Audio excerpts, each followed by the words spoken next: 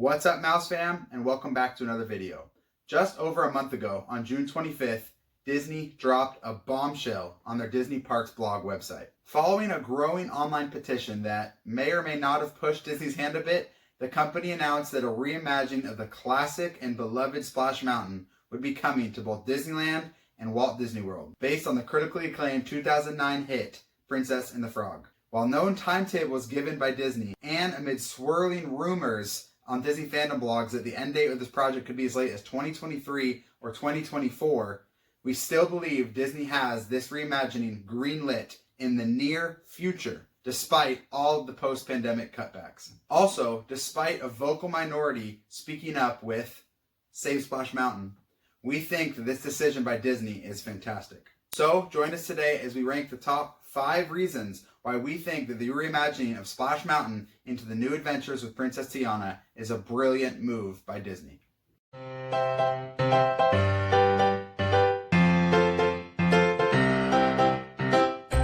Before we get started with the list, let's define a couple terms. On the official release by Disney Parks blog, they use the terms retheming and reimagining rather than overlay. Most Disney fans just generally use the word overlay for things like this, and while this is kind of accurate for what's happening to Splash Mountain, I don't think it tells the whole picture. This is most likely going to be more akin to the Tower of Terror into Guardians of the Galaxy Mission Breakout transition in DCA in 2017. The Haunted Mansion overlay on top of Haunted Mansion is a better example of what the word overlay implies, rather than a complete retheming of an attraction. So, in this video, we're going to be using reimagining and retheming, as it's a better description of the new attraction. Also, we're mostly going to be talking about details direct from Disney.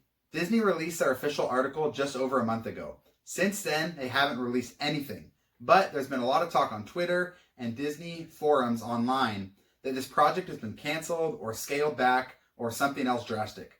Now, not all rumors on these places are false, but for the sake of this video and for our interpretation of Disney's wording and when they released this, we're actually going to be focusing on the official word only from Disney today. To address the rumors, yeah, there might be some scaling back. Disney released this article in the middle of the pandemic. They knew exactly what was happening. They knew exactly what cutbacks were needed. That's not an accident. While their hand might have been pushed a little bit by the petition, I think Disney knew exactly what they were doing when they announced this. Now, it might not be soon. It might be 2021, 2022 that they even get this started, but I think it's definitely still coming. It's definitely still greenlit. Thirdly, we're ranking our 5 reasons based on the importance each one has to Splash Mountain and to Disney as a whole. The higher the ranking, the more important we think it is to the retheming of Splash Mountain. All right, let's get started. Number 5, the current IP at Splash Mountain is outdated.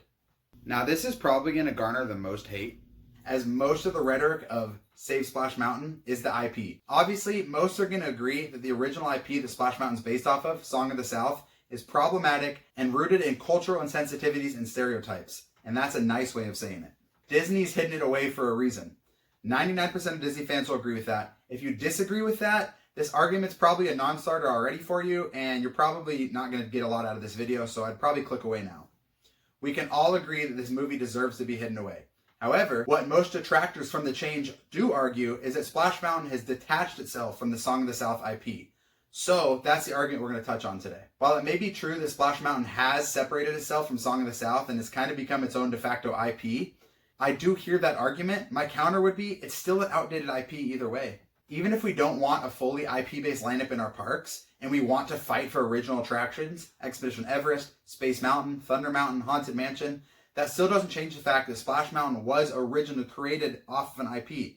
So if an IP is going to be there, why wouldn't it be one that's deserving to be there and has a big following, the exact opposite of Song of the South?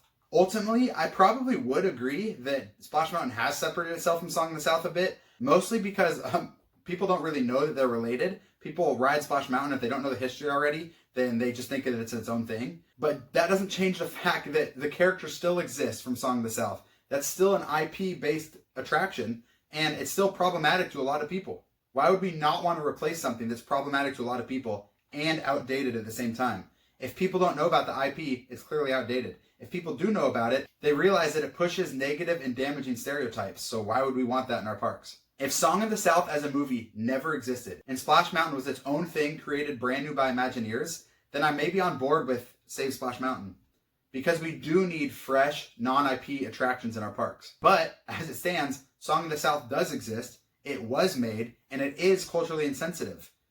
And it's also extremely outdated. So, if we're going to have an attraction with an IP, which Splash Mountain already is, why would it not be an IP that's relevant and has a big following? Alright, reason number 4. Splash Mountain drastically needs a refurb. This is especially true at Walt Disney World, but it's true at Disneyland Resort as well. It shuts down in both parks every single year in January, usually just for a month or so, but sometimes longer, because refurbs are so common and so necessary on a ride like this. As you guys saw just a few days ago from the release of this video, Splash Mountain in Walt Disney World had to completely shut down from a drowning. How a boat drowns, I don't really know, but clearly Splash Mountain needs a huge refurb. There's so many complexities to a Disney ride and just roller coasters in general. Disney usually does a big refurb every 5 to 10 years on all of their rides. Space Mountain got one recently, Matterhorn got one at Disneyland, Thunder Mountain got a big one at Walt Disney World. Splash Mountain needs it in both parks. This retheming will give Imagineers a great reason to spend the budget that needs to be spent on Splash Mountain. And while they're in there, just completely redo it from inside out. Disney can't really afford to close this ride down generally, especially during the summer. It's such a staple to both parks. So this gives Disney a reason to finally get in there, shut it down completely just for a year or a few years, give it the refurb that it needs while getting the fan base excited. If you shut it down just for regular maintenance every year, you're not getting the fan base excited and it just has to be done. If you go in there and give it a full refurb, yeah, it'll suck for that year or so, but it's going to get the Disney fan base excited. And you're getting the original Imagineer Tony Baxter on board to head this new project. And that's going to be better than any general refurb you're going to have. Having the original Imagineer that created the ride help you work on the reimagining. In the end, a new theme equals a new refurb, and Splash Mountain needs it. Reason number 3. This might be another controversial one, but I think it's an important one. Advertising dollars and advertising synergy for Disney. Now, people are going to come at me in the comments and say, Sean, you're all about capitalism and consumerism with this one. I mean, I'm not, but we live in a pretty heavily capitalistic society. That's not the point here, though. Disney needs to make money. If you hate capitalism and consumerism, but you like attending Disney parks, or any theme park in general, even you understand that for Disney parks to continue to grow and to operate at the costs they're working at, they need to make money continually, year over year. They need to be able to advertise to a new fan base, and that's a huge reason why IPs under the former CEO Bob Iger became so heavy in every Disney park. Disney needs to appeal to their shareholders and they need to make money. And in order to do that, they need a new fan base and they need more and more people coming. You're going to make a lot more money advertising to a general family. Remember, the fan base Disney's advertising towards is not the fanatics like us. Disney's advertising to the general, everyday family in America. So if they can advertise an IP that will get new families into their park, yeah, Splash Mountain is a classic, but it's not bringing in any new families to the park. Nobody's coming in and saying, I've never been to Disney, I really want to go ride that Song of the South IP. That's not happening. This will give that revitalization to the ride. For that new demographic, that family that goes maybe once every 10 years, or maybe has never been, for them to say, a Princess Tiana ride, that's my favorite princess, let's go and we want to ride it. It's basic synergy for the parks and for the movies. When you advertise more princesses and you can show that your rides are based on the IPs you own and the movies that you show in theaters and on Disney Plus, it creates synergy for your parks department and your film department, and it gets people to want to come. Now, I fully agree, as I touched on earlier, that we need non-IP as much as we need IP attractions. We need that balance in our Disney parks. We need the Expedition Everest, the Haunted Mansions, etc. But at the same time, like I already talked about, Splash Mountain already was an IP that Disney can't morally and can't economically advertise. Why would we not put an IP in there that they can do both for? It gives them a way to recoup some of the budget that they'll spend on the refurb, which is especially needed now during the pandemic. Alright, that brings us to the second reason why Princess and the Frog is a perfect retheming for Splash Mountain, the thematic fit. Now, many of you just heard this news online and didn't actually read the direct press release from Disney, so we're going to talk about it right now. In the actual release, this is from Disney's PR department, in the second paragraph, they touched on the potentially thematic fit of this ride. It's a great story with a strong lead character, set against, now this is the important part, set against the backdrop of New Orleans and the Louisiana Bayou. In 1966, Walt himself opened New Orleans Square when it became the first new land added to Disneyland Park. So, listen to this, guys, directly from Disney. It feels natural to link the story and the incredible music of Princess and the Frog to our parks. Now, as most of you know, Splash Mountain in Walt Disney World is located in Frontierland. In Disneyland, it's located in Critter Country. Critter Country was actually originally formed because of Splash Mountain. The area of the park used to be called Bear Country. We won't get into this whole story of it here, but Tony Baxter and the president of the Walt Disney Company at the time, Michael Eisner. Hello, I'm Michael Eisner. Wanted a way to fit a log flume ride into Disneyland, get that teenage population coming. So they found an IP for it, Song of the South, and they put it in Bear Country. They switched out Country Bear Jamboree for Winnie the Pooh, and they switched the land to Critter Country. And what Disney is saying in this official release, this isn't rumor or speculation, is that basically they're going to incorporate the new attraction into New Orleans Square.